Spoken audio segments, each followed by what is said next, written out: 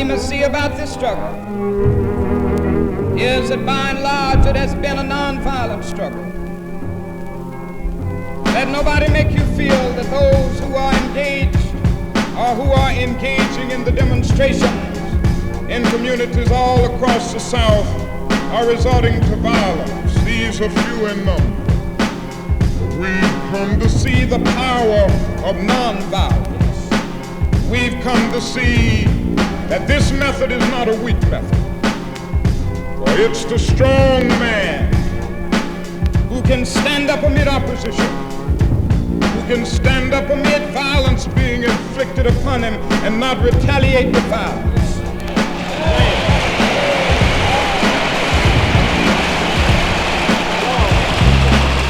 You see, this method has a way of disarming the opponent.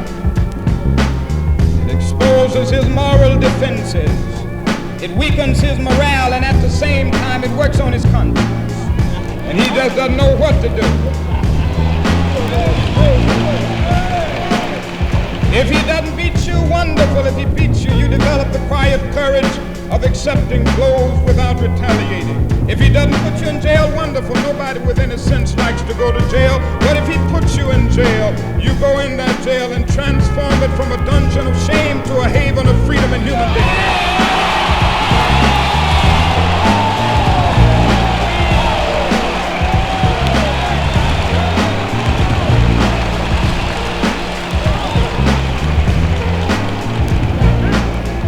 Even if he tries to kill you, you develop in a conviction that there are some things so dear, some things so precious, some things so eternally true that they're worth dying for.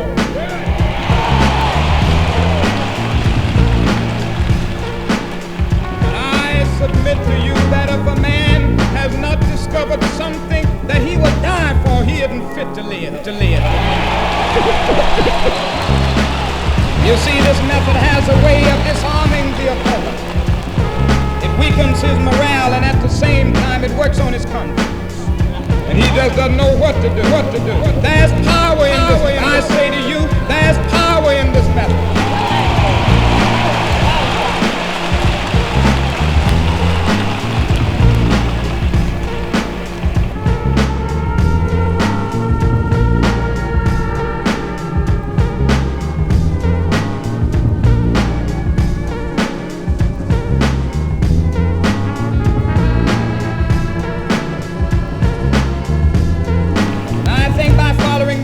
It will also help us to go into the new age that is emerging with the right attitude. Nonviolence not only calls upon its adherents to avoid external physical violence, but it calls upon them to avoid internal violence of spirit. It calls on them to engage in that something called love. I know it is difficult sometimes.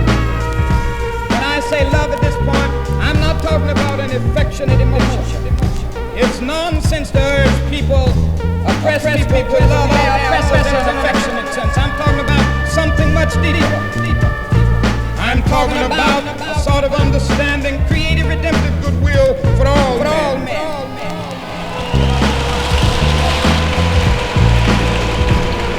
We are coming to see now, the psychiatrists are saying to us, many of the strange things that happen in the subconscious. Many of the inner conflicts are rooted in hate. So they are saying, love a parent. Jesus told us this long time ago. I can still hear that voice crying through the mist of time, saying, love your enemies. Bless them that curse you. Pray for them that despite you. Bless them that curse you. That is still a voice saying, pray for them. Put up your soul. History is replete with the bleached bones. Put up your soul. History is cluttered with the wreckage of communities. Put up your soul. And isn't it marvelous to have a method of struggle where it is possible to stand up against an unjust system, fight it with all of your might, never accept it, and yet not stoop to violence and hatred in the process? This is what we have.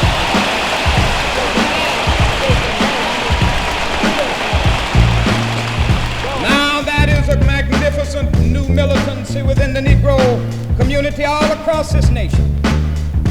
I welcome this as a marvelous development. The Negro over America is saying he's determined to be free, and he is militant enough to stand up.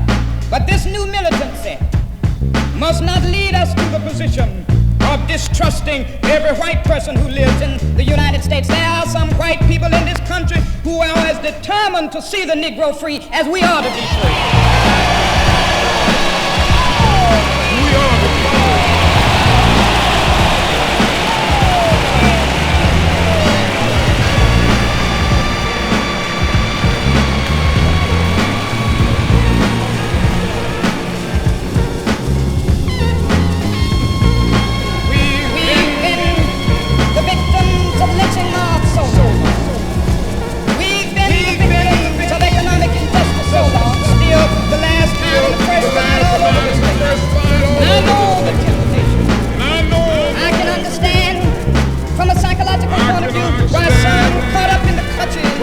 the injustices surrounding.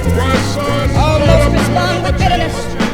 Come to the conclusion that the problem can't be solved within, and they talk about bitterness. Come to the conclusion. But even though I can understand it psychologically, I must say to you, black supremacy is as dangerous as white supremacy.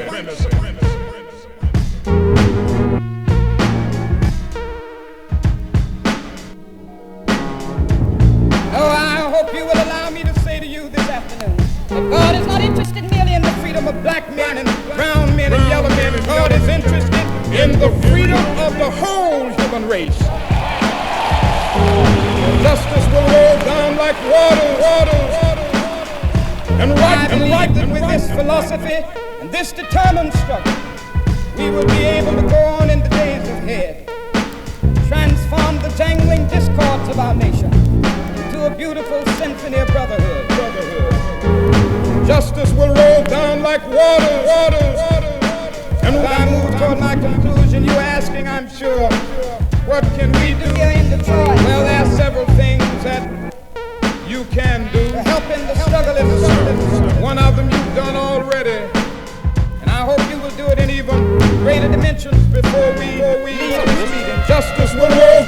Now the second thing that you can do to help us down in Alabama and Mississippi and all over the South is to work with determination to get rid of any segregation and discrimination in Detroit. Justice will roll down. Realizing that injustice anywhere is a threat to justice everywhere. We've got to come to see that the problem of racial injustice is a national problem. No community in this country can boast of clean hands in the area of brotherhood. Now in the North it's different in that it doesn't have the legal sanction that it has in the South, but it has its subtle and hidden form, and it exists in three areas. In the area of employment discrimination, in the area of housing discrimination, and in the area of de facto segregation in the public schools. And we must come to see that de facto segregation in the North is just as injurious of the actual as the actual segregation in the South. Justice will roll. So if you want to help us in Alabama and Mississippi and over the South, do all that you can to get rid of the problem here. Then we also need your support in order to get the civil rights bill that the president is offering passed as a reality. Let's not fool ourselves. This bill isn't going to get through if we don't put some work in it and some determined pressure. And this is why I've said that in order to get this bill through, we've got to rouse the conscience of the nation. And we ought to rouse the conscience of more than 100,000 in order to say justice will roll down like and righteousness. In order to say that we are determined, and in order to engage in a non-violent protest, we will do this. We will be able to bring that new day of freedom into being. If we will do this, justice will roll. We will be able to make the American dream a reality. Now, I do not want to give you the impression that it's going to be easy.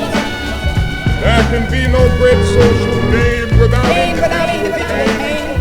For the victory of brotherhood is won, some will have to get start up a bit. For the victim one, For the some more victim will be one, thrown some into more will be thrown into jail. For the jail. victim one, some like For never the victim one, some just like never may have to face physical death. And righteous right like a mighty stream. There's power in this pen. I say to you, there's power in this pen. You see, this method has a way of disarming the opponent. It weakens his morale, and at the same time, it works on his conscience.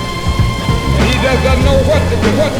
There's power in this pen. I say to you, there's power in this pen. We ought to march justice will roll down like water. And righteousness like a mighty stream. So I go back to the South not in despair. I go back to the South not with a feeling that we are caught in a dark dungeon that will never lead to a way out. I go back believing that the new day is coming. So this afternoon I have a dream. It is a dream deeply rooted in the American dream. I have a dream that one day, right down in Georgia and Mississippi and Alabama, that one day, the sons of former slaves and the sons of former slaves will be able to live together as brothers. I have a dream this afternoon. That one